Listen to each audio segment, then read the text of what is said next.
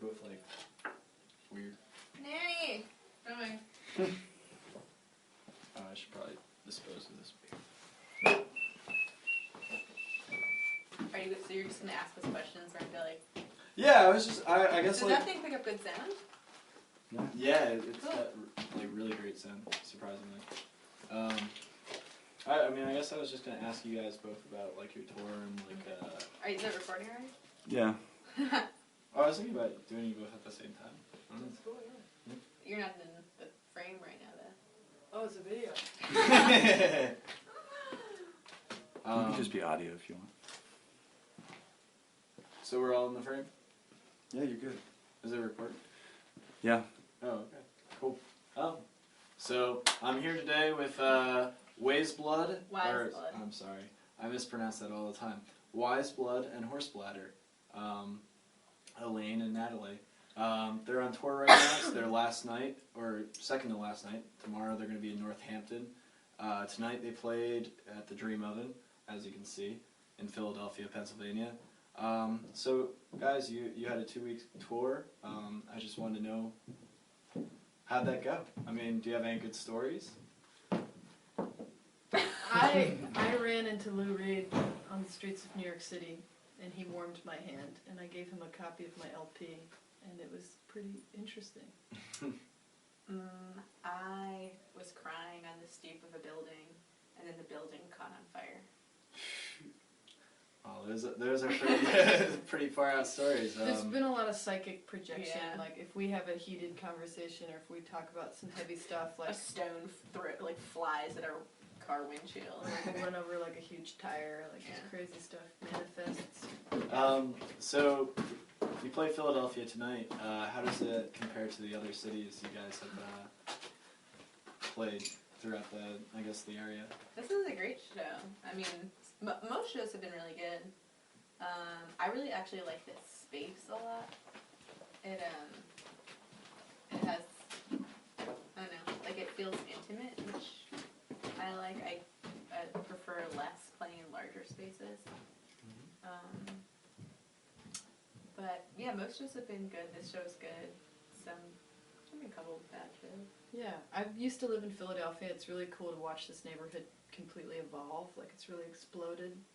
And there's a lot of young, excited people, and I feel like Philadelphia has become a more affordable New York, you know? Like, during the recession. Definitely more the affordable. artistic side of New York. Yeah, it seems like there's a lot more people migrating here and taking over Fishtown and stuff. It's cool. You know, one thing that's actually been really cool about this tour is that it's been like kind of going on in a weird way. Like the Occupy Wall Street thing has been actually kind of following us. Like we like I had been following it a bit before we left, and then when we were in St. Louis, was when those girls got pepper sprayed, and we were like watched it on the computer, and then we were like, oh man, we get to New York, we gotta go. So when we were in New York, we went to the protests, which was fucking great. It was amazing. And then every place we've gone along the way, everyone's been talking about it. There's been Philadelphia is currently occupied. Well, Baltimore started its occupation when we played. That's Cincinnati. That's great. When we were in Asheville, we were just sitting there eating burritos, and this incredibly long chain of people just came marching past. And that's been kind of an interesting current.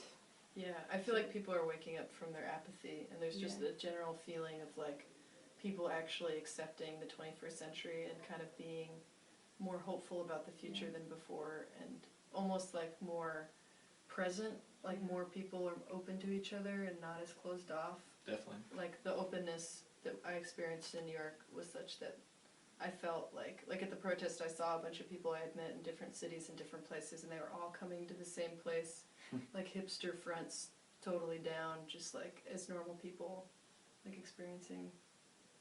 Yeah. And I think as an artist, it has interesting implications. I mean, honestly, I'm not a terribly hopeful person. I don't necessarily subscribe to the idea that everything's going to change. I do, however, believe very much that it's important to fight regardless of whether or not you're successful. And I think that it's exciting as an artist to see people looking forward rather than looking back, because like there has been so much art and music for a long time now that is nostalgic and just sort of like pretty backward looking in its aims and in its sort of modes, and that's not that, at least for me, that's not like as exciting, you know, in a creative way. I also kind of feel like, in a way, people were self-conscious a little bit more before, and I feel like in the 21st century, like, I feel like people are starting to become more comfortable with the strangeness of the kind of problems we deal with in modernity. And it seems like before is something that used to be like more like filled with shame, or people were more like ashamed of like what was going on. There's more of just like a general acceptance of how things are, and like I think that's really positive, and like a way for people to stop being as nostalgic, that they can finally accept like, oh, like we don't need to be self-conscious based on how things were before. Like we're living in a completely different time now, and everything's totally different. Nothing is going to be like it was before. Yeah. And that's like such a relief. Yeah. Well, it's definitely going to be new. Well, I guess back to the music. I wanted. I'm sorry. So there's like a couple qualities that, I mean, I've listened to you guys before you played here, and I guess like Elaine